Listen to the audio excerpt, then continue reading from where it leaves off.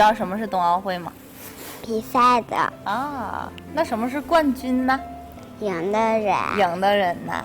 那妈妈问你，你知道什么是金牌吗？宝藏啊，金牌是宝藏呀。行。新一的爸爸喜欢大阪滑雪，然后新一3岁的时候就跟着爸爸一起接触滑雪。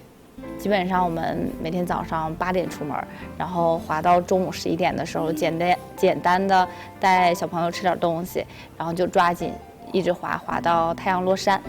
新一最喜欢的运动员是谷爱凌，他说谷爱凌特别的勇敢，然后呢，主要是他觉得谷爱凌长得特别漂亮。我跟他的爸爸也探讨过，要不要让他走滑雪的这条路，但是吧，我更希望新一全方面的发展。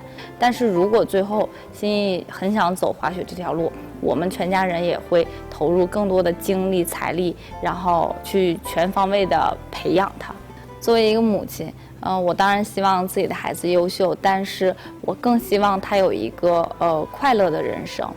他之前是一个比较内向的孩子，现在通过滑雪啊，也是变得越来越开朗了，愿意和别人说话了。